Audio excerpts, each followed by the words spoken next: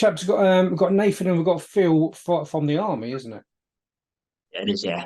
And you're doing a marathon. I have to look on the other email there, but you're. I applaud you because when you're doing a marathon, it's not a normal marathon though, is it? It's 57 miles. Is that right? 57 mile, yeah. So we normally, the ultra marathons normally do 100k, but this one's just outside of 100k, so 92k, 57 mile. Which is a bit annoying really because we kind of want to do that extra 8k. But yeah, 57 miles is what we're going for. So, as somebody who founded a mental health charity, that still sounds mental. To be willingly want to do that, and that's non-stop as well. Yeah, yeah. So look how A few like aid stops and stuff like that, but all off the bounce. well, I applaud all of you. But what I did find even more impressive is the wrong word. It's like you're not just doing it as like an internal thing. You're doing a fundraiser for us, really, aren't you, as well? And I just found that really impressive. So firstly, I applaud you and thank you so much because it's people like you what allows people like me to start up charities and wing it. So I do appreciate that.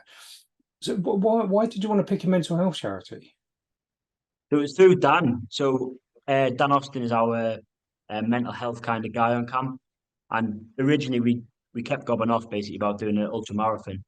And then eventually we got one book just trying to work on our like work life and stuff. And we were not necessarily struggling because you come to the camp in December, Dan recommended your charity. So we thought it's quite a um pertinent to the job. And like as we spoke about before, mental health, you do get a lot of ex-serving members that do approach you. So we thought it's kind of the thing that we want to do it for, to be honest. Well, good on you guys. And I think it's like I said earlier on, is I'm starting to notice more and more serving army, not loads, but I'm starting to see more and more serving army who are actually starting to approach and reach out, which just tells me straight away that maybe just like the armies, the overlords of the army and whatever else are actually just encouraging normal blokes who, yeah, you're soldiers and you're part of the forces, but you are also just normal blokes as well. I don't want to undermine you, so I don't mean that disrespectful, but maybe you guys are actually being encouraged to, well, not man up and speak up, and that's just the impression I get. Would you agree with that, or? Yeah, I'd say so. From when I joined 18 years ago um, to now, it's completely different. I think it's the awareness and the understanding of like things do get on top, things do become difficult. It's okay to struggle at certain parts. Nobody's going to sail through life effortlessly. If you're struggling at one point, that's fine. Ask for help. It isn't that obviously the army is always going to have sort of the alpha male army.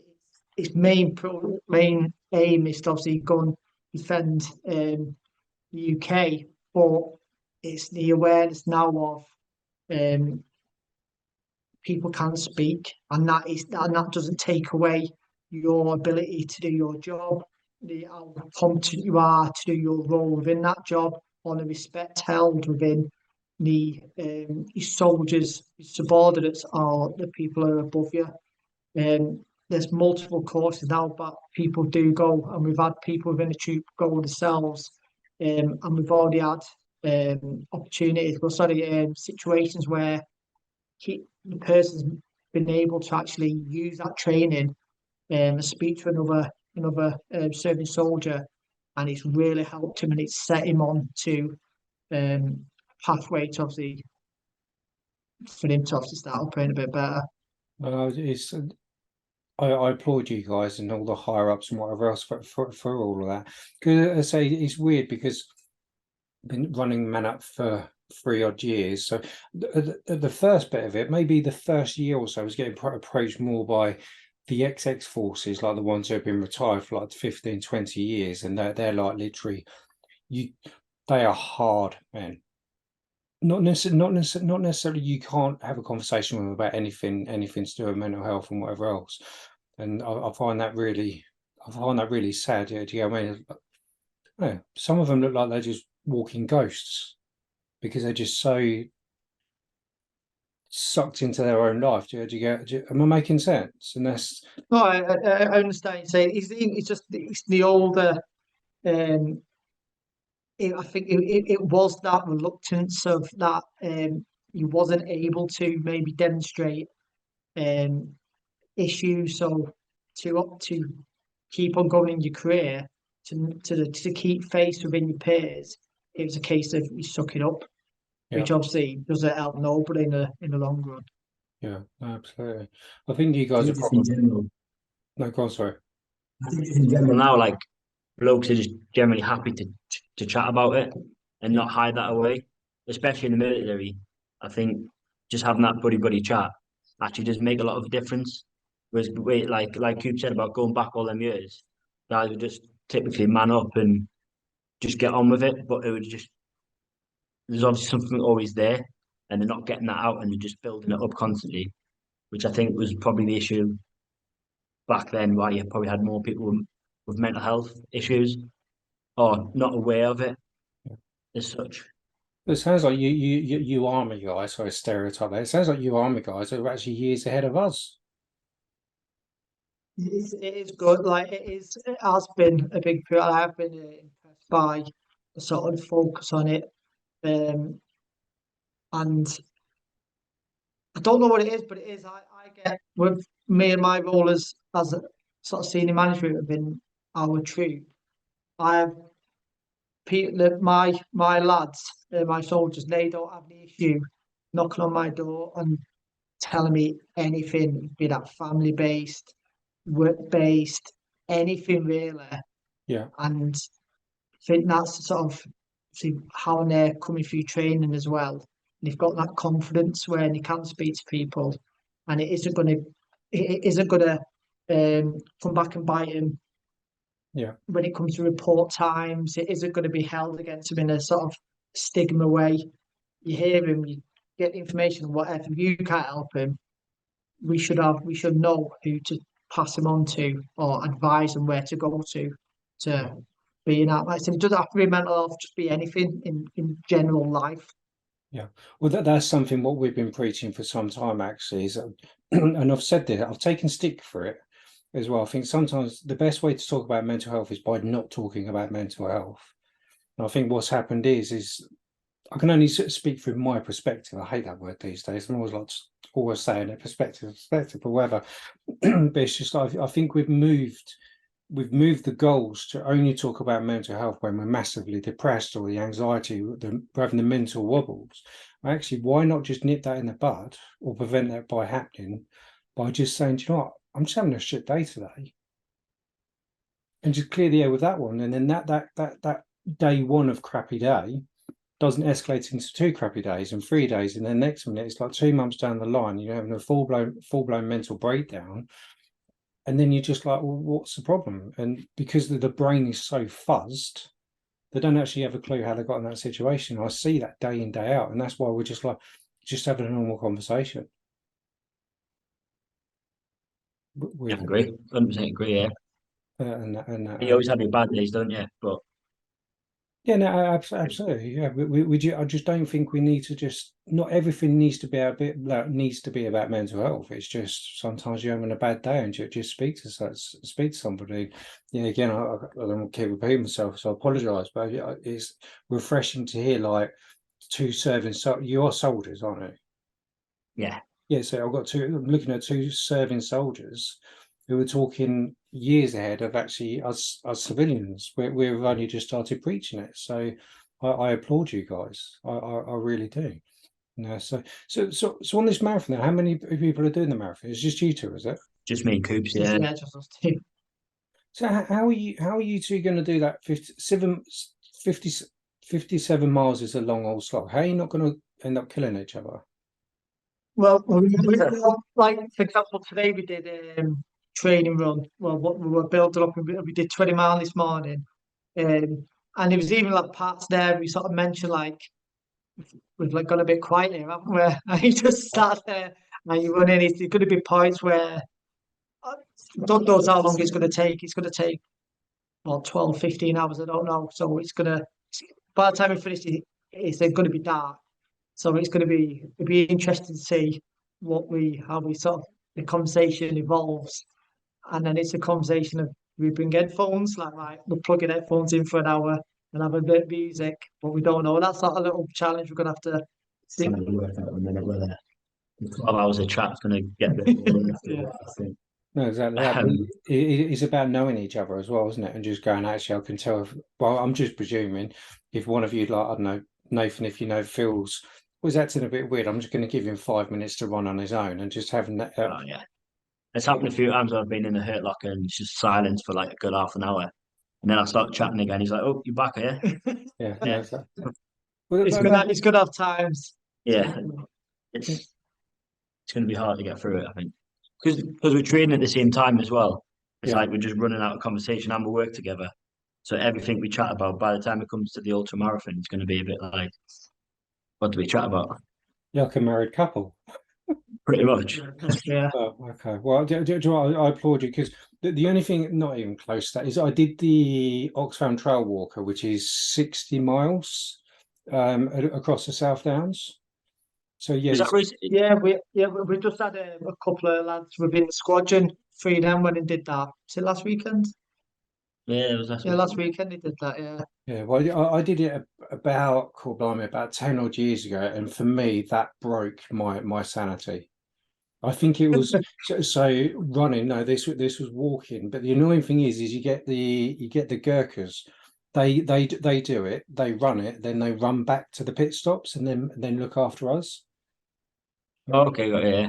Yeah, it's just They're absolutely. just constant. Yeah. Absolutely, but that was I really struggled with that. My mental focus was all over the place. I was getting ratty and all sorts. But you guys are running it. Well, Probably. I see near the end if we're still running it, but the intention is to run it. We're sort of just trying to work out pace to stick with. But yeah, we'll see in mile if we're still running. No, well, good on you guys for doing it. Really. So other than raising money, which obviously it really does help. So I appreciate that. It's just what are you hoping to get out of it? I think it's just like a personal challenge as well. Like we've always, like none of us have run a marathon before, so let alone an ultra marathon. We've never run an organised race, like run a half marathon. So we thought if we're going to do it, we might as well do it. Just go big. And it's a little personal. You see people do it. It's like, I wonder if I could do that. And it's sort of just test ourselves really, and then see. Obviously, for example, like when you did yours, like you struggled at certain parts. Like I'm wondering what I will struggle with, or why did I struggle with that? So that may be sort of leading on to something else. And obviously with the sort of the good cause as well, it gives you that bit of impotence. So when we may want to knock on the head, we've got obviously people's money who've donated to keep us pushing. Absolutely. Just to put the feeders on that on that as well as obviously every penny that helps us out, it just means we can enable other people to do stuff as well. So just to put the pressure on there, it helps. Yeah, cheers. No, it's absolutely fine. Just remember that you'll hear about that. But and what else? So now, second, Yeah. sorry. So that'll definitely give us a little boost, just knowing that's we're doing it for a good cause and that something's going to come out of it. Oh no, absolutely, because it helps us to do. It helps us to like put on events. We're always doing like an events, and I know there's like little things like we ended up basically buying a van for another charity, the Rural Coffee Club, and they go to like rural. I can never say that word, like remote places, and they do like coffee. They just take a coffee to an old farmer. And people think, Okay. yeah, no, it's amazing stuff like old farmers and rundown areas, and they literally go there in the middle of nowhere and make sure they're right. So we thought, well, we're not reaching that very well. These guys are in desperate need. Let's chip into their fund to buy them a new van and stuff like that, because we just like they do it way better than we could. Our social media doesn't reach those people, so why would we not help them? So do you get what I mean? So it's about mental health in general, not just what we do, but it's helping other people do all of that. So just to put the feelers on you on there as well. Yeah. That's when you're slogging at like 54 miles or whatever else. Just remember that and stuff like that. So just before we draw to a close, there's that little Q&A bit. So if someone's watching this really, and it's refreshing to hear that the army's getting more open about mental health and the no judgment and stigma and all this kind of stuff. If somebody's watching this, serving or not, what would you say with them to tell them to do if they might be flagging, just they're in a life wobble? I would just say just chat to a good friend. Just get it off your chest. Don't hold it in. And it's not embarrassing. It's not like Coop said before about stigma. Like I think personally, you should get it off your chest, and you might just find that little chat has actually done a lot of good. Yeah. Where if you keep, like you said earlier, if you keep building it and building it and building it up, it's just going to get worse. Yeah, So for me personally, just chat, have a good chat, and just get it off your chest.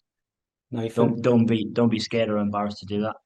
No, absolutely. And I do think that there is clearly a stigma with mental health. There are some people who are just jockeys. They just don't get it and their thing. But I find those are few and far between. I'm starting to think that the stigma of not speaking up is actually built in most blokes' DNA. I think it's that fear of failure and looking weak. And yes, society is probably part of that problem. But I think it's just, I don't know. I think we are built like that. I think we just need to break that down. And sure, even with MANUP, I've said my story about depression and borderline personality disorder and all this kind of stuff. So it's in the hundreds of thousands, radios, events, but it doesn't really matter. A lot of people know my story now and other people's stories. I've had 3 trolls on social media. 3 people have judged me, and actually one of those come back about a year later to say, sorry, I just took it out on you. You just hit a few nails, blah, blah, blah, and I'm really, really sorry. And they're now getting help. Oh, that's brilliant. Do What you want, isn't it? You want. Yeah, no, exactly that. I don't think many people. There's more good people on the planet than there are bad people. Just in my personal opinion, some people may not understand and might ask questions if you're having a bit of a life wobble, but just talk. That's really it. So, what about you, Nathan? Just before we draw to a close, can't let you get away from it. It's you or me. Really? Yeah, Phil, which one? Yeah, Phil. All right. Sorry, I'm looking at. Yeah, sorry, I'm looking at. Yeah, go on. All right. Yeah. I think the most important thing is to get in it early, and it doesn't have to speak to someone who's done a course. It doesn't have to speak to a chain of command. It doesn't have to speak to someone in any sort of authority. Speak to the lad next door, speak to the girl next door, speak to someone, and what you may think, God, I'm really struggling here. That same person might go like, yeah, I had this a couple of months ago. I'll tell you what helped me out. We went out and did this. I started doing this. I started whatever. Talk to multiple people. If they're your friends, they're not going to come back at you. So you've got to obviously trust them, and then it's going to come both ways.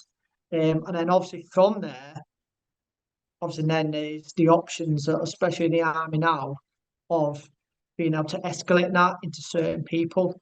But firstly, just speak to your mate. Like, do you have to come straight to management or anything? I think a lot of the time, like you mentioned previously, getting it early before it escalates, and just understanding that whatever you're feeling, whatever it is, it could just be quite normal, but you may never have felt this before. Next door neighbour, but I did a couple of months ago. He did, like I said, he did this.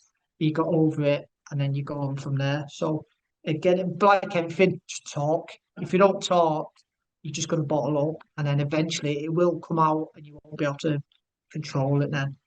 Yeah, absolutely. That was a great video, people. Let me hit the record button.